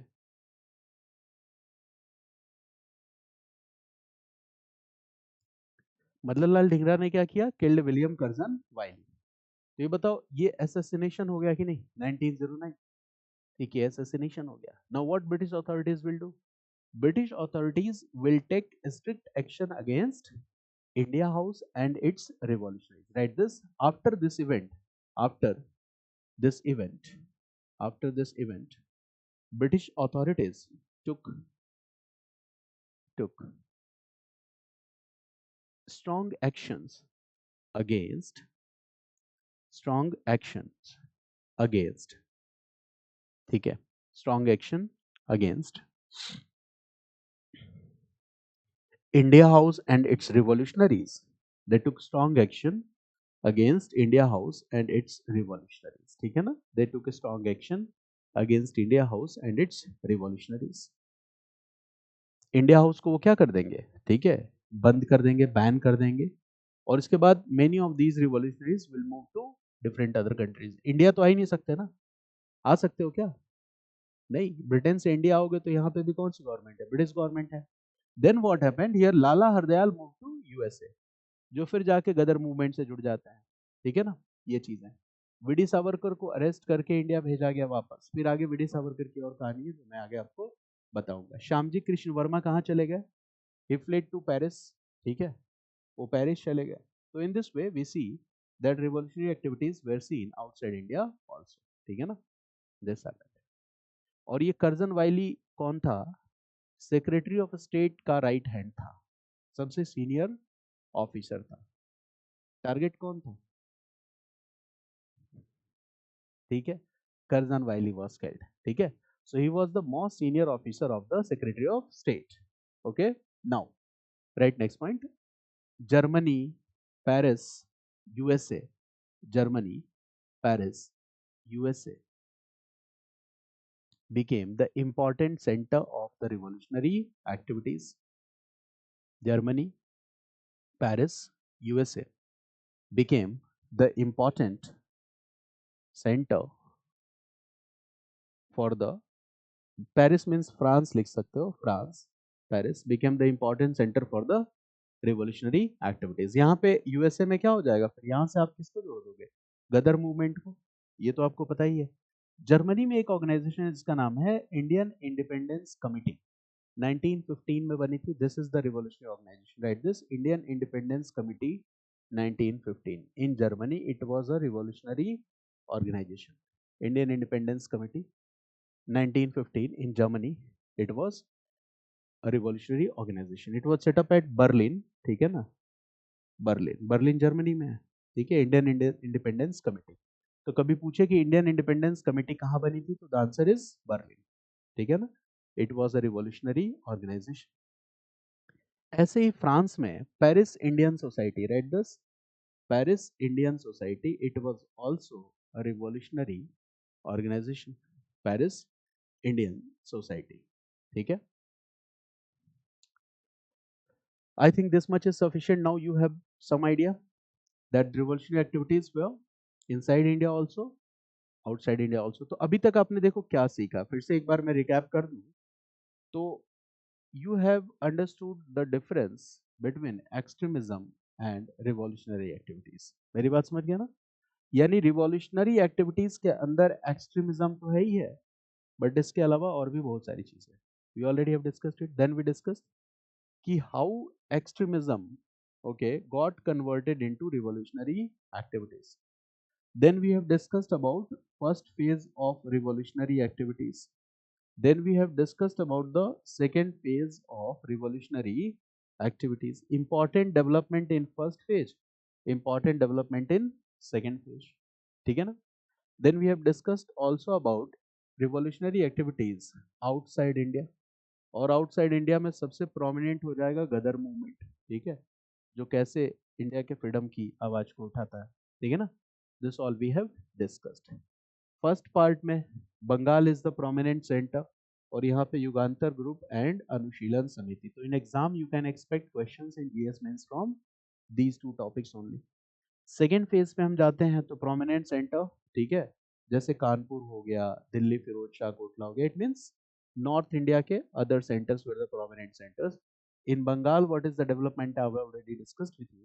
Finally, in Bengal, one revolt group was very famous, that was Chittagong group, that we have already discussed. उसके बारे में भी पढ़ चुका है, ठीक है ना। Got it? This all idea is clear. In Bengal, when we were discussing revolutionary activities in the second phase, we also discussed that how Subhas and Jawaharlal Nehru were advocating revolutionary, were advocating the revolutionary ideas that were based on the socialistic lines. तो Indian national Congress के two important leaders Subhash Chandra Bose and Jawaharlal Nehru, now they are inclined towards socialism. पता भी आपको 1928 में जब Nehru report बन रहा था तो they did what, they did not like this idea of putting forward the demand of dominion status. क्यों?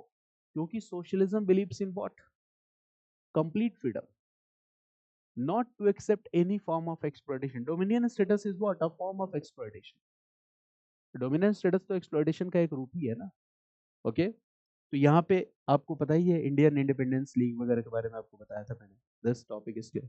Now we need to understand what after this, we need to understand the third, right this, what will the next topic we will discuss, right this, the development of socialist and communist ideas and their contribution in Indian national movement. This is the topic that we are going to discuss the next. The development of socialist and communist ideas and their contribution in Indian national movement. मेरी बात समझ गए? अब इसका एक जो कह सकते हो कि एक बैकग्राउंड है वो आपको पता है। अब इसमें क्या होगा, we will discuss about the socialist party, communist party, their ideologies, the name of their leaders, okay, the kind of programs that they were advocating, ठीक है, उनका contribution कैसा था, ठीक है। तो इन सारी चीजों पे हम बात करेंगे। we'll also discuss about the limitations of these ideologies, ठीक है, that will be the next part of our discussion। तो इसको अगली क्लास से शुरू करते हैं। तो today we have finished this part, this will be a new chapter, ठीक है, we'll start in the next class। समझ में आया? लेकिन यहाँ पे आपको एक चीज से कॉम्प्रोमाइज नहीं करनी, मुझे पता है वो क्या है। इस चैप्टर को, रिवॉल्यूशनरी एक्टिविटीज के एमसीक्यू को, आप सारे के सारे एमसीक्यूज को अभी विद इन 2 और 3 डेज यू विल डू। इसको कल के लिए नहीं टालना है, मेरी बात समझ गया ना। कुछ चैप्टर्स ऐसे हैं, for example revolts and rebellions, मेरी बात समझ गया ना।